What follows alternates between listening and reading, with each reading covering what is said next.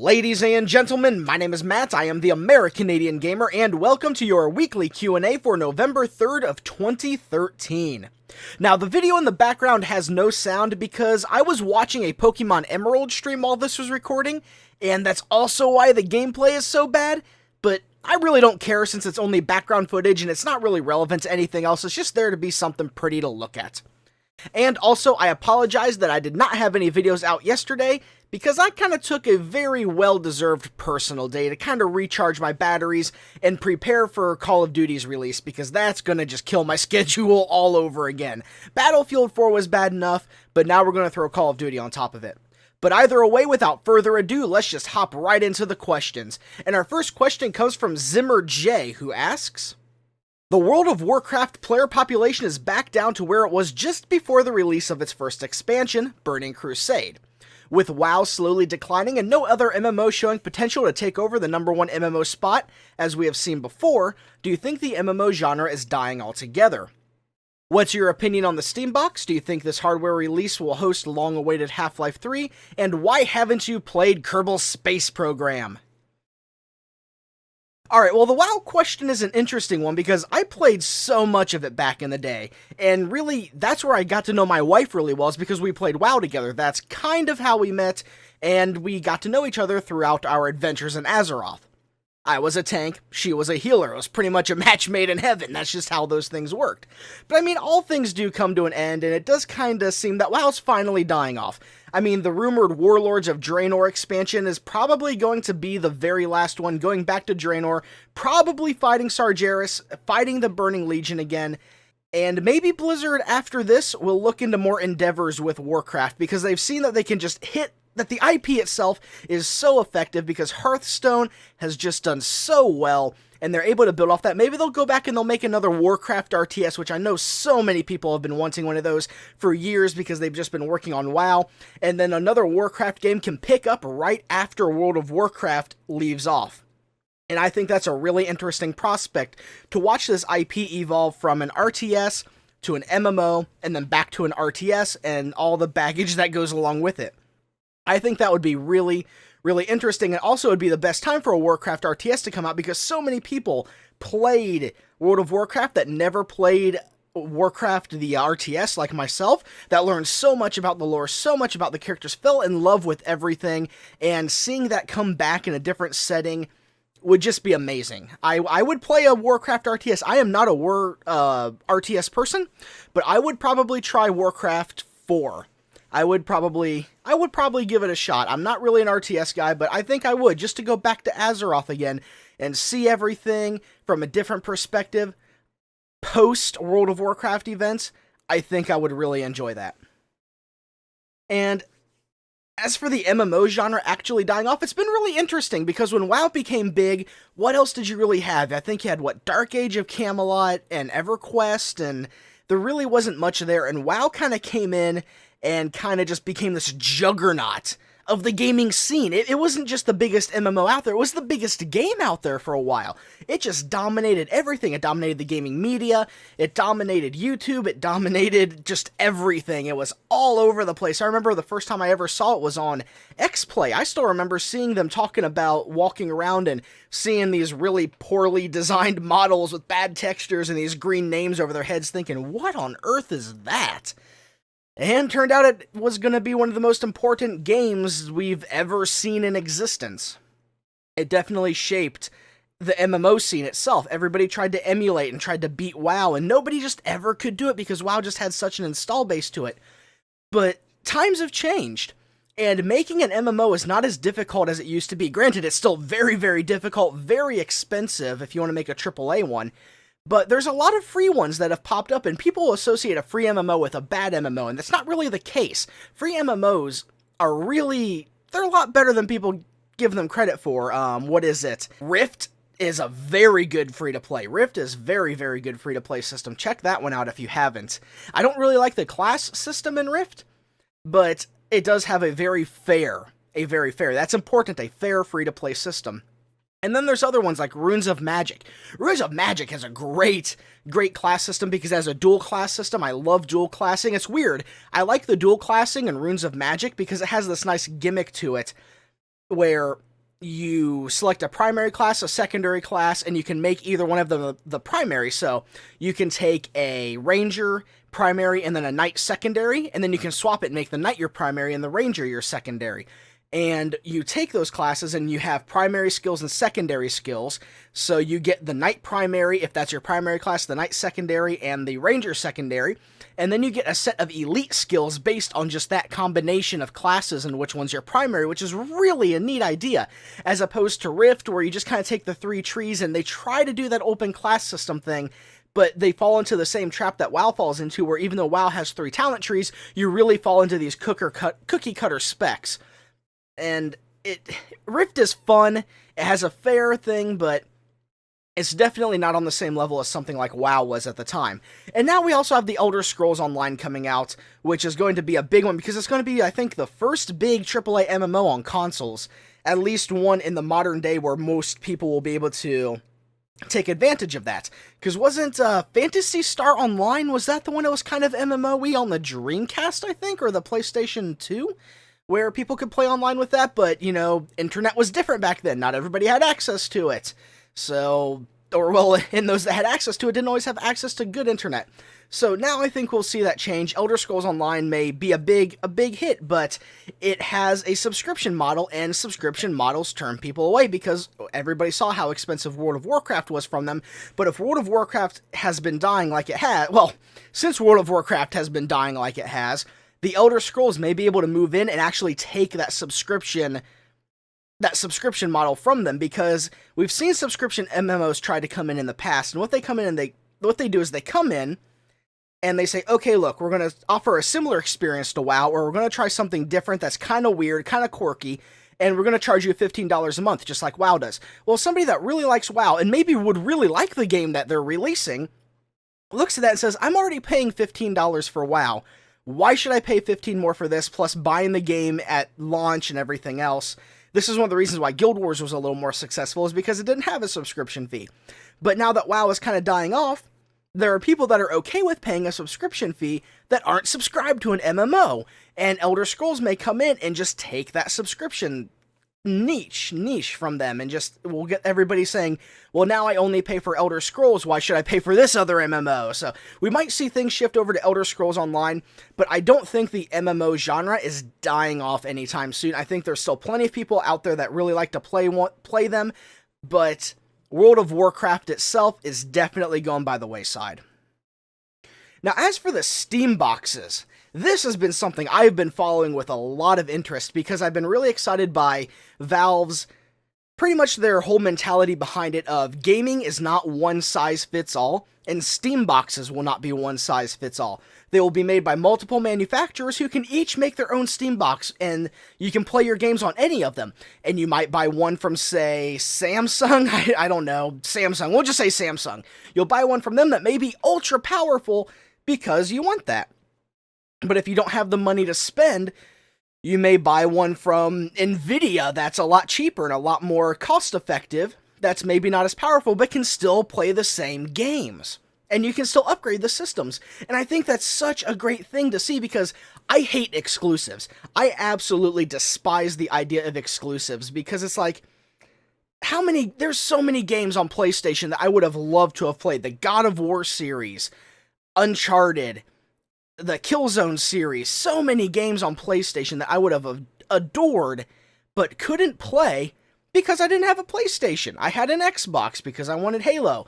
And there's another thing, I wanted Halo, so I had to get an Xbox. And then Gears came out for an Xbox, and then you kind of get in this weird system where you have to buy a console just to get a specific game, and it just doesn't work. I don't like that. I don't like that you have to do that. And I'm really glad to see Valve kind of step in and at least try this. I don't know if it's going to take off. I don't know if it's going to work, but it's really neat to see them come out and say this. And one of the best things, this is something I absolutely love, this is my favorite part of it, is you don't have to use the controller that comes with it. Granted, the controller that comes with it looks like it's an interesting experience. I'm really curious to see how it plays with various different types of games, and I'm really curious to try it myself. But if you don't like that controller, you can plug in any USB controller. You can plug in an Xbox controller, one of the third-party ones you buy at like Best Best Buy or something. You can plug those in. You can plug in a mouse and keyboard. I would love if regular consoles just would let you plug in a mouse and keyboard. Do you know how much I hate controllers? I mean, I'm a good FPS gamer. I am good. I mean, I'm not a professional. I'm a pub star, but when I really want to, I can do very, very well in pretty much any game, as long as I have a mouse and keyboard, and I've had time to play it. But if you give me a controller, I can just not do it as well, because they're so clunky and so inaccurate. And then there's the aim assist, and you're wondering, did I get that shot because I actually got it, or because the computer just gave me a mulligan and just decided to hand it to me? Did I get the other guy kill me because he actually outgunned me, or because the computer decided he outgunned me? And I just don't like controllers. I like them for some games, and I like using them for platformers and other, action titles, but I can use a USB controller on my PC for that. You don't have to have a console just to use the controller, and it's all a mess, and I just wish that people would get over this idea of your control input method matters that much. Unless you're playing competitively, and there's a set standard in the competitive league that you're in, then it shouldn't matter whatsoever. It really shouldn't, and I don't like the idea of they had the adapters that let you play with keyboard and mouse on the consoles, and Activision was banning people that played Call of Duty from using them, saying it was cheating. I mean, seriously, come on. Because I'm comfortable with what I'm doing, I don't know. It's just, this is another rant I might spend a whole video just yelling into the microphone about, because that's something that always gets to me. And it's going to be great to see a console just open up to that and just say, look, you can play it however you want. You can use whatever you want to play this game. You can use a fight stick, a joystick. You can use a controller, you can use a mouse, you can use a keyboard. You can use a Wiimote, because everybody knows that you can hook up a Wiimote to a PC with the right setup, and you can use a Wiimote on a PC. There's all sorts of things you can do, because these are essentially going to be PCs. You can take off the SteamOS and throw Linux or Windows on it, or the Mac OS if you really want to do that, and just have fun with it. I think the Steam box is going to be amazing. I think it's really going to make a big splash, and I can't wait to see what happens with it. But as for Half-Life 3 with it, I don't know about that, because Half-Life 3 is definitely going to coincide with the release of the Source Engine 2, which we know Valve's working on, but we don't have any ETA on the release, but they're going to use it to show off Source 2. They used Half-Life 2 to show off Source 1 the same way Epic Games uses the Unreal Tournament games to show off the Unreal engines. So it's going to be really neat to see what they do with that, but I don't think Half-Life 3 is coming anytime soon. I think they really have their hands full with the Steam OS, which they're making an OS for this, which is a lot of work. They have their hands full with that, with the Steam boxes, and I think it's going to be a little while before we see Half-Life 3, but I think when it hits, it's going to hit big, and it's not going to be very far away. I probably would see an announcement within another year or two. I would see an announcement or a teaser either at this coming E3 or the one after. And for your last little question, why haven't you played the Kerbal Space Program? Well, that's kind of just because Battlefield 4 has been taking all of my time. I haven't really even played Halo. I've just been trying to play some Battlefield and get that out of the way. Now even life has been interrupting that. I haven't been able to play that very much and haven't been able to rank up as much as I would like to. So I'm probably going to just take a day and just play nothing but Battlefield for like 12 hours straight and just try to unlock as much as I can and level up all my classes as much as possible. That's probably what I'm going to try to do here pretty soon. So, on to our second question, which is from Dahier. I hope I said that right. Please correct me if I'm wrong. I'm usually good at pronouncing things, but you never know with internet words. He said, "Hey, Americanadian gamer, I wanted to ask you, what do you think still needs to be balanced in Halo 4 for the game to be balanced across the board? I've heard you say that you don't think it's balanced a few times, and I was just curious." Well, the thing with Halo 4 is balance wasn't a priority. It wasn't. It really wasn't. And that's not a bad thing. People look at a game and they say, this has to be perfectly balanced at all times. And that's not necessarily true. Because you look at something like Halo, even past Halos weren't really as balanced as people think they are. Halo 3 isn't as balanced as people think they are. It's much more balanced than Halo 4, but it's not perfectly balanced. And the difference is, Halo 4 and Halo's competitive side in general always changes the rules. They either change something about the movement speed, about the shielding, and they always change what weapons you spawn with, always change what weapons are on the map. And people need to understand that there's a difference between the casual play and the competitive play. People need to understand there's a difference, and you need to also understand that not everybody wants to play competitively.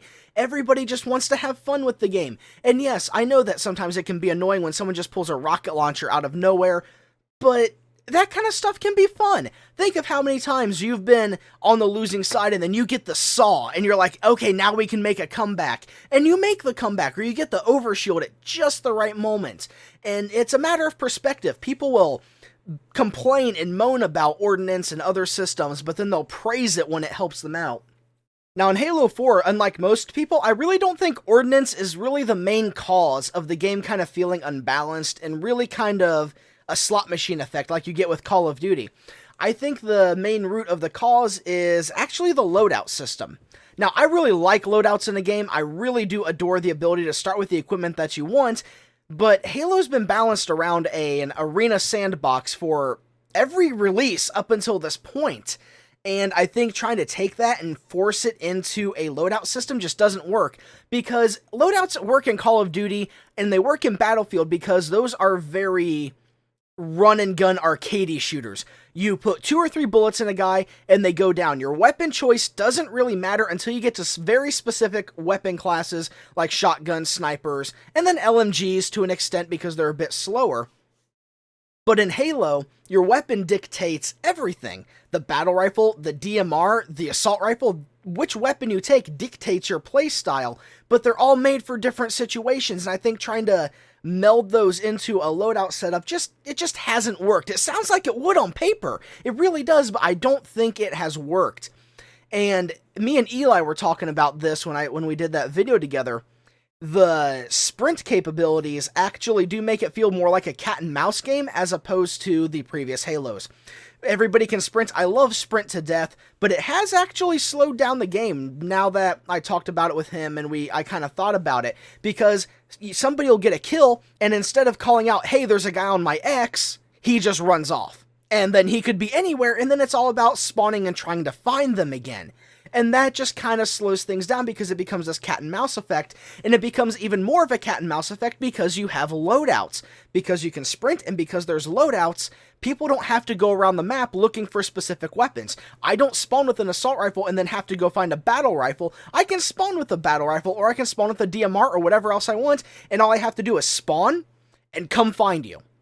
That's pretty much it. And then when you apply Ordnance into that, and then some pickups on the map, it really kind of breaks everything, and it just becomes this whole cat and mouse peekaboo kind of thing.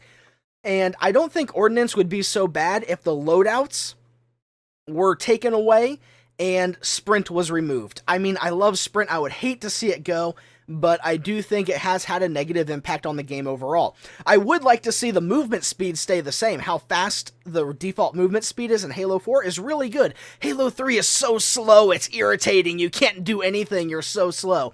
If they made the base movement speed as much as Halo 4's and just got rid of sprint, I think it would help out a lot more.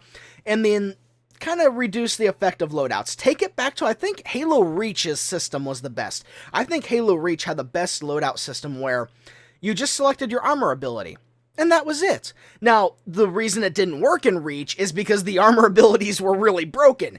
The jetpack could let you fly forever. You had drop shield in the original release until it was taken out of most playlists. Then you had armor lock, and it was just the active camos. Radar jammer was really effective. I mean, it was just a lot of messes. Halo 4's armor abilities still aren't quite right. I think the armor abilities would need to be balanced out a little bit more. But I think Halo Reach's system was good because I love armor abilities as a concept. I love them as a concept. I'd like to see them implemented in the game. And when you're in a genre that's becoming more and more homogenized and everything's becoming more and more similar, having the armor abilities differentiates Halo from other shooters. And I think it would just be good if they kind of went back to the arena system a lot more. Maybe kept Ordnance in a different form and brought back the armor ability system from Reach with better armor abilities. I think that would make an overall better Halo experience. I really think that would. And then we would see effects like we did in Reach's multiplayer where everybody picked up armor abilities off the map. You picked up, well, I would not like to see Jetpack come back, but that's an example. You'd pick up Jetpack off the map. That kind of stuff. I think that's what Halo 4 would need, but we're not going to see it in Halo 4. Halo 4, I think at this point, has just become more of a learning experience for 343. I think they're going to take everything they learned about Halo 4 and implement that into Halo 5 and try to make it a much better game overall. Maybe Halo 5 will turn out exactly like Halo 4 and then Halo will die for good, but the next Halo is going to decide it quite a bit. I don't think Halo can take one more mediocre hit. I mean, Halo 5, if Halo 5's a mediocre game or less, I think it's going to be gone for good. At least as we know it. But hey, it could be a breakout success. We don't know. But at this point, Halo 4 is not going to get any meaningful rebalances. We're just not going to see it. We're going to have to wait for Halo 5 for it. And our final question of the day comes from Mr. Hamster99, who asks, do you play Pokemon competitively? And if so, what do you think of X and Y? Actually, yes, I do play Pokemon competitively, and I've been using a program called Pokemon Online for actually quite a while now, and it's just this little program you can download. Just Google Pokemon Online, and you can build a team with it, assign your effort values, assign your movesets, decide what tier you want to play in. Do you want to play in Uber, Overused, Underused, Rarely Used, Never Used, a Little Cup? Do you want to play in Clear Skies? Do you want to play with specific rule sets? Find people that want to play with various rule sets. Just really a nice little system that's been slowly updated for X and Y. They're updating it as they figure it out. And it's actually run somewhat with the Smogon community, because there are servers that run on it, and some of them follow Smogon's rules. And Smogon is kind of the competitive hub of Pokemon. They're the ones that decide what Pokemon go into what tiers, what's banned. For instance, Speed Boost Blaziken is banned. Anything that boosts your evasion, like Double Team or Minimize, is banned. Anything that reduces enemy accuracy, that's banned as well. What else is there? Well, that's pretty much it. I mean, there's other things like a Swift Swim and Rain Dance combinations are banned. And they really kind of take everything and throw it all together, and you get this really nice system where everything's broken into tiers, and it just creates a much more competitive environment. I really enjoy it. I personally like to play in the OU tier, the Overused tier, because you have the Uber tier, which is pretty much legendaries and the very most powerful Pokemon like Excadrill. You take that tier, and right below it is Overused. And Overused is a lot more flexible. You can actually make Overused teams in Pokemon because you can actually breed them and train them. And I think OU tier is much, much better. And now Pokemon Ys and X have come in and changed up the metagame with Mega Evolutions in the Fairy type. The Fairy type I'm so happy to see, because the OU tier is just, well, every tier is pretty much dominated by Dragon types. Dragon types are the ones you always have to watch out for. Salamence, Haxorus, Garchomp, all these Dragon types, they're just so powerful, and now we're finally going to have a nice counter for Dragon types. And Dragon type attacks as well, like Dragon Tail, Outrage, Dragon Pulse, are so powerful. You're going to have somebody that's immune to them. Fairy is going to be such a great type in addition. And then also now the Mega Evolutions. We're going to see Pokemon return to Overused and Uber tiers that have never been there or have recently or previously been there, like Venusaur. Venusaur is probably going to go back into Overused tier or even possibly Uber, because Venusaur is a pretty good tank. He just isn't really all that good anymore because of power creep throughout the series. Well, his Mega Evolution makes him a lot tankier, and it gives him the Thick Fat ability, which reduces the damage he takes from fire and ice attacks by 50%. It neutralizes his weakness to two of the main counters to him. So then he's only weak to Flying, Psychic, and I think it's actually just in Ground. Flying, Psychic, and Ground at that point. I don't know if Grass is resistant to Ground. I'm not actually sure off the top of my head. But we're going to see changes like that. Mega Charizard X may come in because he's going to be a Dragon and Fire type, and Dragon type, Fire type resists Fairy. So then the Fairy counter for that Dragon type is not going to be there, and it's just so many cool things coming in. Except, the only problem I have right now with the Pokemon meta is that it's so focused around Stealth Rock. Everything is about Stealth Rock, Stealth Rock, Stealth Rock. I wish they would either let Nintendo nerf it or just get rid of it, because you have to build everything around Stealth Rock. I hate it so much. It localizes and focuses the meta down to one ability. And if you don't know what Stealth Rock is, it's an entry hazard like spikes or toxic spikes. A Pokemon can throw out a Stealth Rock, which only needs to be used once and stays there, that when someone's like, if I use Stealth Rock, it puts a Stealth Rock entry hazard for the opposing team. When the opponent switches Pokemon, they take damage from that Stealth Rock, and the damage is increased based or decreased based on their resistances or weaknesses to it. If a Pokemon has a 2 times weakness to it, so say they're a bug type, they'll take 25% of their health just gone right from switching in. If they're 4 times weakness, like say Volcarona, who's a fire bug type, they will lose 50% of their health just from switching in.